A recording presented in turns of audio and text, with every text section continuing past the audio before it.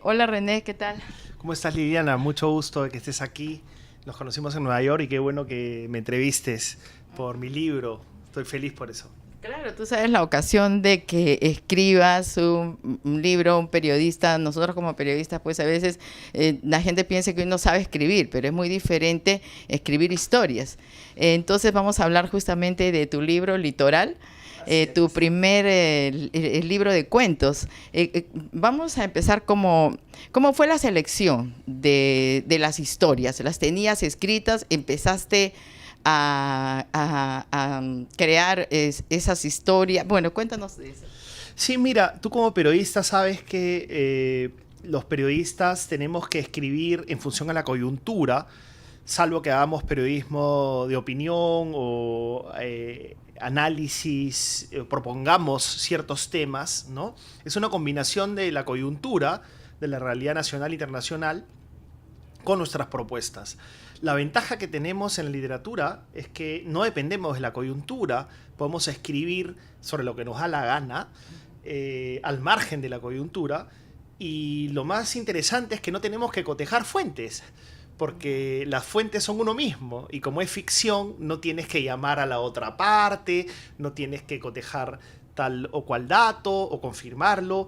Entonces es un paraíso en ese sentido, ¿no? En el sentido de que todo está en tu cabeza y la selección parte por criterios completamente diferentes, ¿no? Parte sobre todo por lo que puedes escribir, sobre todo los que recién empezamos. Tenemos que ser conscientes no solamente de lo que queremos escribir, sino de lo que podemos escribir, porque uno quisiera escribir el Quijote, pero evidentemente no le va a salir, tiene que escribir lo que puede. Y lo que puede generalmente estar relacionado con ciertas vivencias que uno quiere inmortalizar, ¿no? En este caso, eh, mi vida, sobre todo en la infancia, ha sido bastante accidentada. El periodismo también me dio un montón de vértigo de otra naturaleza. Entonces son historias que plantean una reflexión sobre ser perdedor, sobre la vergüenza, sobre los encuentros con el otro, con la otredad, con lo diferente, con seres diferentes, seres distintos, las pequeñas derrotas, pequeños triunfos, encuentros, por ejemplo, con el ser amado cuando eres un niño, ¿no? No cuando eres un adulto, un viejonazo, sino cuando eres un niño, encuentros con una persona con síndrome de Down, encuentros con una persona con psicosis, encuentros con la naturaleza. Por eso que se llama litoral, ¿no? Se llama litoral porque el litoral es justamente la frontera entre la comunidad terrestre y la comunidad marina. Entonces simboliza esas fronteras que yo trato de cruzar en los cuentos, tal cual las cruzamos todos nosotros en nuestra vida cotidiana, solamente que de pronto no reparamos en las implicancias de esas fronteras. Eh, eh, ¿Tú tenías las historias ya avanzadas, algunas de ellas, o fue que de pronto un día dijiste voy a plasmar todas mis vivencias, todo lo que yo tengo? Una mezcla, ¿no? Uno siempre tiene historias en su cabeza, y en este caso particular, en el libro Litoral, tenía dos, que es el primer cuento, que se llama Girón Ayacucho, que es este encuentro con el ser amado a los 7 años, ¿no? Que es un encuentro con algo muy diferente que desborda al protagonista, eso ya lo tenía escrito. Y también tenía escrito el otro cuento de infancia que se llama Amor Amarillo, que es este cuento en donde un puber o prepuber es sorprendido explorando el auto, ¿cómo podríamos decir? La autocomplacencia, ¿no? Explorando la masturbación Sí, a claro. partir de un amor platónico que es Yolanda de Parchís, ¿no? Sí. Entonces esos cuentos fueron los primeros cuentos que escribí hace como 4 años, digamos, pero en los últimos 2 años fue cuando empecé a desarrollar y a escribir los otros 7 cuentos a partir de reflexiones similares, pero en otros escenarios, con protagonistas de otras edades, pero que siempre eran encuentros con lo distinto, con lo diferente, y cómo nos cuesta lo diferente en general, como seres humanos, ¿no? Las historias que tú has escrito acá en estos cuentos, me dices que empezaste hace 2 años a escribirlas, a terminarlas, pero hay bastantes historias que también tú puedes tener sobre tu trabajo periodístico, como por ejemplo la de El último Baino Libertador. esa que estábamos conversando, Sí. y donde hay un clarísimo realismo mágico. Es impresionante, esa historia me gustó mucho. Qué bueno, sí. Liliana se está refiriendo a la historia del encuentro de un reportero, un periodista, con un paciente del Arco Herrera y a esta amistad que surge repentinamente e intensamente entre ambos personajes en un escenario fascinante que es el Hospital Víctor Larco Herrera, que es un lugar donde están algunas de las mentes más incomprendidas del Perú, ¿no? Entonces, efectivamente, ahí hay un poco de crónica y también hay una revelación, ¿no? Así como en el otro cuento que se llama Los Caballeros de la Herra, que es el encuentro con esa playa que es la Herradura, que tiene una de las mejores olas de Latinoamérica y una de las 3 mejores olas del Perú, que está a tiro de piedra, pero que al mismo tiempo es muy distante porque no todos pueden correrla. Así como revelo la subcultura del surfing en ese cuento, esta subcultura tan presente en el Perú y poco conocida a pesar de ello, también lo que trato en el último Baino Libertador es revelar los interiores, las intimidades de un hospital psiquiátrico y cómo una persona que en principio no tiene ninguna patología que lo convierta en un ser disfuncional o que necesite un tratamiento farmacológico, interactúa con un paciente claramente enajenado, ¿no? Y que no por ello, más bien por eso mismo, es un ser maravilloso, un ser real maravilloso. Ese personaje, Goyito, es lo más parecido, y eso es lo que traté de plasmar, a la ciencia ficción total. Es como si uno se encontrara con un ser de bosque, con un duende, con un sabio, con un mago, ¿no? Entonces, la fascinación que tuvo ese encuentro en la vida real, quise inmortalizarla en el último Baino Libertador a partir de su performance como Libertador San Martín, ¿no? Que es el corolario de una serie de vivencias que se plasman en el cuento, ¿no? Pero también habla de ti como persona, También. o sea, tu posición ante esa situación, y eso pues es revelador también. Sí, yo trato de plasmar una voz abierta, una voz que no niega ni oculta las dificultades con la otredad, con lo distinto, pero que finalmente abre, propone una apertura de corazón, de espíritu, de mente ante lo diferente, ¿no? No por ello sin dejar de reflexionar, sin dejar de reconocer las dificultades que hay en esos procesos, pero propone una apertura. Y la manera más contundente de proponer esa apertura es consagrando los encuentros, ¿no? Intensificando los encuentros, para de esa forma proponer que todos se autoexaminen y reflexionen de cómo nos cuesta lo distinto, ¿no? Y que si bien nos cuesta, al final el resultado es el mejor, porque se trata de integrarse, ¿no? De integrarse como Johnny Segovia nunca se fue. Nunca se integró. Sí, eso, claro. Nunca se integró. Porque Exacto. al final, cuando la historia, ¿no? Que termina cuando él hace lo que empezó, o sea... Vuelve a foja cero. Claro. Claro, o sea... Qué buen final, me gustó mucho. Vuelve a foja cero, es terrible. Ella está hablando, Liliana está hablando de el penúltimo cuento, que se llama Johnny Segovia nunca se fue, que también revela el lado oscuro, así como Los Caballeros de la Herra revela este lado épico, espartano, digamos, del mundo del surfing. Johnny Segovia nunca se fue revela más bien el lado oscuro, discriminador, racista, que durante mucho tiempo tuvo el mundo del surfing. Todavía lo tiene, como en muchos otros espacios, menos, pero lo tiene. Pero este cuento es una denuncia encubierta, en realidad. Es algo que efectivamente ocurrió, no tal cual está plasmado en el cuento, pero narra la historia del hijo del guardián de un club miraflorino de surfers, que corría mucho mejor tabla, era mejor surfer que los hijos de los socios que tenían mucho dinero y tenían pues este aspecto caucásico, por ponerle una etiqueta, y que más bien contrastaba con el aspecto andino de Johnny, ¿no? No digo que el aspecto andino sea mejor o peor que el caucásico, simplemente era un aspecto diferente y minoritario en la exclusividad del club. Claro.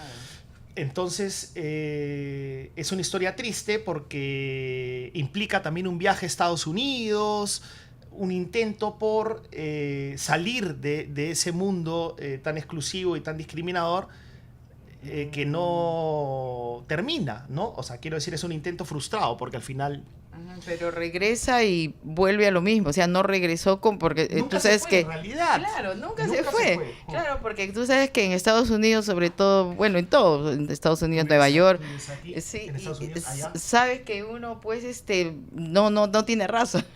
No, pues, Entonces, claro. no tiene etnia, mejor dicho. Exacto, o sea, lo interesante de ciudades como Nueva York, que es donde tú vives, o Miami, que también conozco bien, es que hay comunidades de venezolanos, peruanos, argentinos, uruguayos, brasileños, cubanos.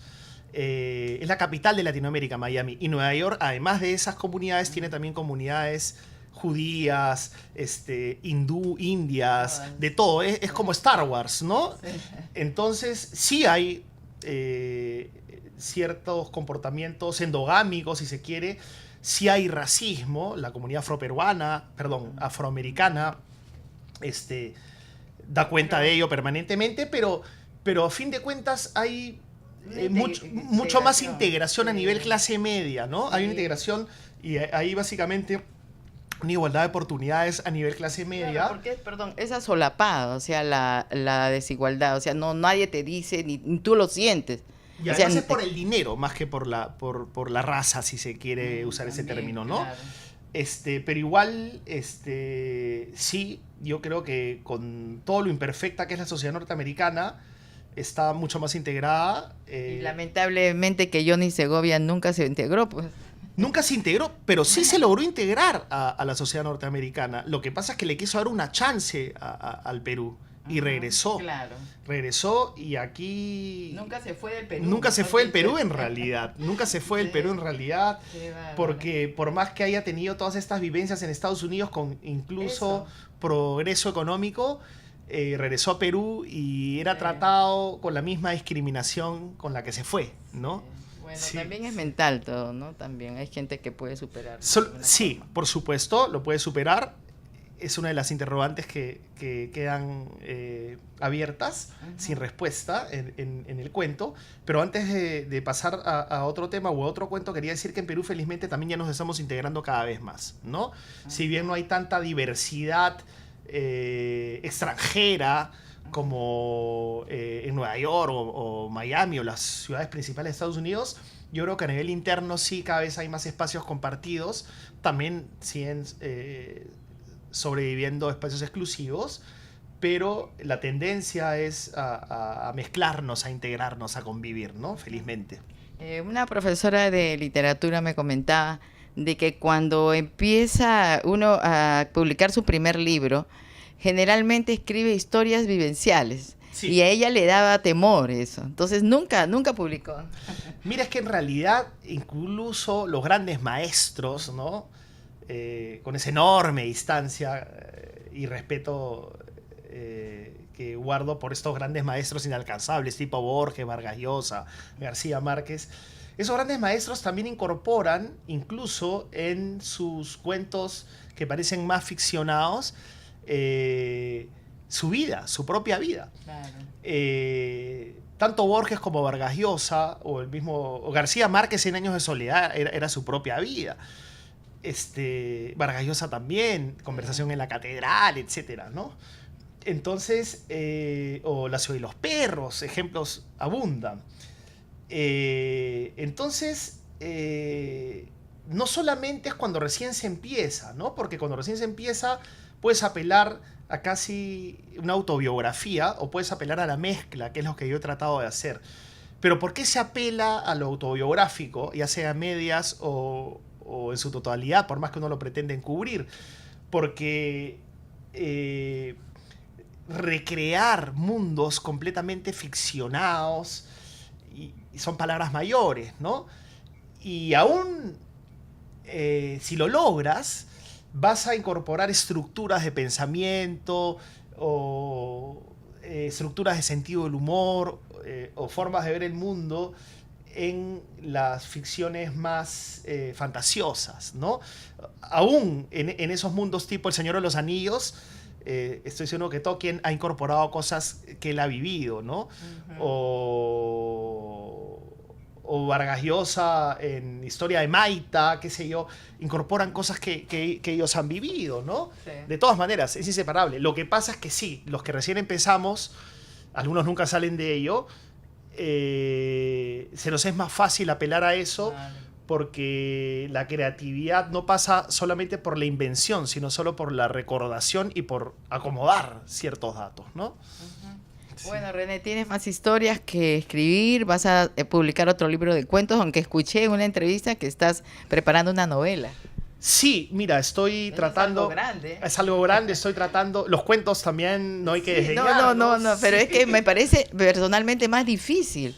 Depende, ¿no? Depende. Hay escritores que siempre se quedan en los cuentos. Por ejemplo, Borges nunca salió de los cuentos, ¿no? Es bien interesante. O Julio Ramón Ribeiro, repito, con las enormes distancias y con el respeto a esos personajes que están en otro nivel. René, tú lo estás haciendo muy bien para hacer tu primera historia. Gracias. Realmente hay historias y casi, por no decir todas, realmente todas, son Lo muy van a buenas, muy disfrutar, buenas. Porque son historias muy entretenidas, son 9 cuentos que realmente son escritos. entretenidos y van a sentirse identificados, porque además no hay miedo a perder, no hay miedo al fracaso, no hay miedo a la vergüenza, no hay miedo por lo menos a decir que uno siente vergüenza. Y es como Netflix escrito, algo así. Es la mejor manera que he encontrado de promocionar las historias de este libro. Son como que te metas a Black Mirror o a otra serie de historias independientes y lo leas, ¿no? Aún más, porque Litoral. sí, porque tiene reflexiones sobre la vida, posiciones donde te hacen pensar tu Sí. posición ante situaciones comunes. Exacto, esa es la idea. Propiciar reflexiones a partir del entretenimiento, que es la base del éxito, no se puede negar, porque si tú escribes grandes reflexiones aburridas, es más difícil poder llegar a más gente, ¿no? Entonces lo que he tratado de hacer es apelar a ciertas técnicas, a cierta maña, en el buen sentido de la palabra, que tenemos los periodistas para que no nos cambien de canal, para que no se aburran leyendo estas historias, ¿no? Entonces, la combinación de entretenimiento con reflexión creo que Y un buen se resultado. logra, por lo menos ha sido mi intención, ¿no? Quedamos en la novela. Sí, la novela viene, tengo que definir si van a ser más cuentos o va a ser otra novela, estoy encontrando el momento y la fuerza para poder escribir, estoy tratando de escribir todas las noches, pero uno tiene que sentir una especie de inspiración especial que todavía no lo estoy sintiendo, pero que se está cocinando. Y ya por lo menos hay un tema para la novela que transcurre en 1993, un año clave en mi vida y creo que en la vida del Perú, porque fue el año que salimos del terrorismo, pero todavía seguíamos con la recordación muy intensa. Fue un año muy particular para mí porque tuve mi primer trabajo mientras estaba en la universidad y las cosas que me pasaron en ese trabajo realmente... son bastante noveleables, digamos, ¿no? Para hacerlas parte de una novela, que también va a propiciar varias reflexiones, ¿no? Por el escenario en donde tuve este primer trabajo y que de alguna manera me permitió avisorar el periodismo, reflexionar sobre el terrorismo también que había ocurrido a la vuelta de la esquina. Y vamos, no quiero spoilear más, pero por ahí va la cosa, ¿no? Okay. Por ahí va la cosa. Bueno, Muchas gracias. Bueno, René, Liliana, gracias también. por la entrevista, ¿verdad? Yo considero que todas las personas que se interesan en entrevistar a alguien que ha escrito un libro o alguien que ha dejado de lado su actividad cotidiana para hacer un poco de arte o cultura, son siempre bienvenidas y ahí hay que sentirse muy agradecido con quienes las hacen, como tú en este caso, Liliana Bringas. Muchas gracias. Gracias también, René. Okay.